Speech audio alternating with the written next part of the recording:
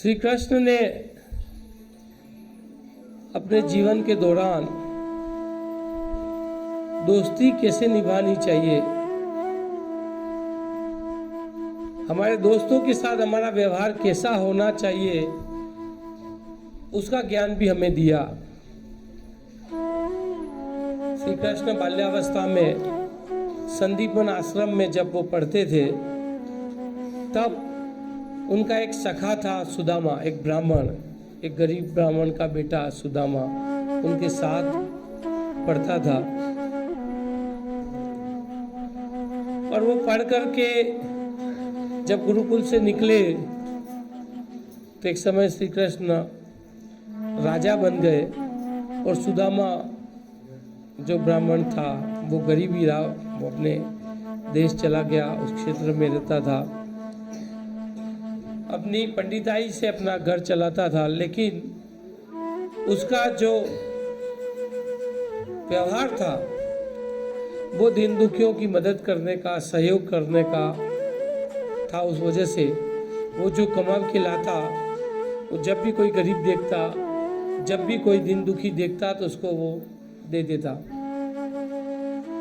कई बार यहाँ तक हुआ कि सुदामा अपनी थाली में कुछ खाना खा रहा है और कोई मांगने आ गया तो अपनी थाली में रखा हुआ खाना भी वो उस दीन दुखी को दे देता था। ऐसी परिस्थिति में उनका परिवार चलना बड़ा मुश्किल हो गया। तो सुदामा की पत्नी हमेशा उलाहना देती थी कि तुम कहते हो कि मैं कृष्ण का दोस्त हूँ, कृष्ण का बचपन का दोस्त हूँ, तो तुम कुछ सहयोग मांगने के लिए कृष्ण के पास क्यों नहीं जाते हो। सुदामा सोचता कि मैं राजा हो गया मेरा दोस्त, मैं अब किस मुंह से जाऊं, मैं उससे सहयोग क्यों मांगूं, मेरा जीवन चल रहा है जिस तरीके से चल रहा है। लेकिन वो पत्नी की तानों से, पत्नी के कहने से एक दिन वो निकलता है कि मैं कृष्ण से जाकर के मिलूंगा। तो वो जब जा रहा होता तो उनकी पत्नी जो है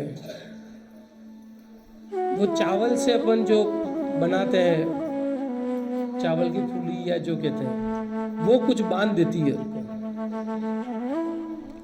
कि तुम्हें रास्ते में खाने में काम आएगा। तो वो लेकर के चलते हैं। जब वो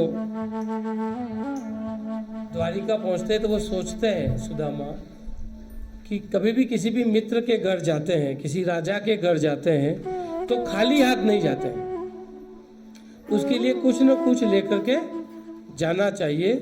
तो उसी बात का वो ध्यान करके उस चावल की जो फूली थी उसको वो बचा करके रखते हैं। जब कृष्ण के राजमहल के बाहर पहुंचते हैं और वो द्वारपाल को कहते हैं कि कृष्ण को कहो कि उनका दोस्त आया। तो ऐसा फटे कपड़े वाला, फटे हार व्यक्ति को देख करके द्वारपाल हंसते हैं कि हमारे राजा का दोस्त ऐसा फटे हाल गरीब कैसे हो सकता है। उसको फटकारते हैं, उसको भगाने का प्रयास करते हैं। लेकिन वो जब बहुत जिद करता है, नहीं मानता है, तब एक द्वारपाल जाकर के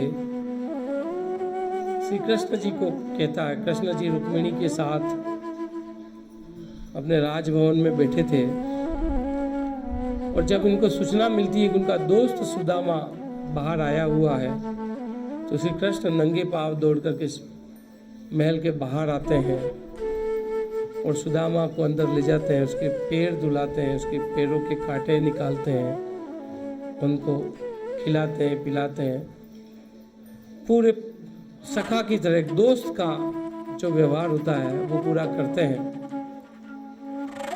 और पूछते हैं कि दोस्त तू मेरे लिए, मेरी भाभी ने मेरे लिए क्या दिया है, बोला।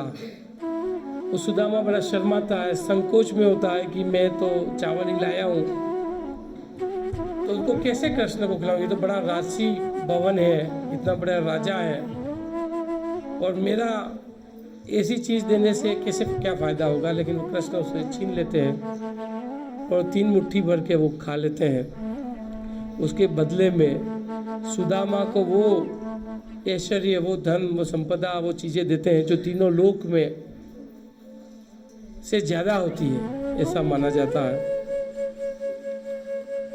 तो जब भगवान श्री कृष्ण राजा बन गए, बहुत वर्षों बाद भी उनका एक फटेहाल दोस्त यदि उनका बचपन का सखा मिलता है तो उसके साथ वो क्या व्यवहार करते हैं।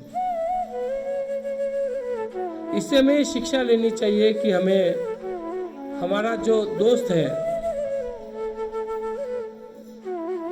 हमारा फ्रेंड है, हमारा साथ निभाने वाला व्यक्ति है, यदि कभी वो दुखद स्थिति में आ जाए, यदि वो कभी संकट में आ जाए, यदि उसे अपने हमारे सहयोग की जरूरत पड़ जाए,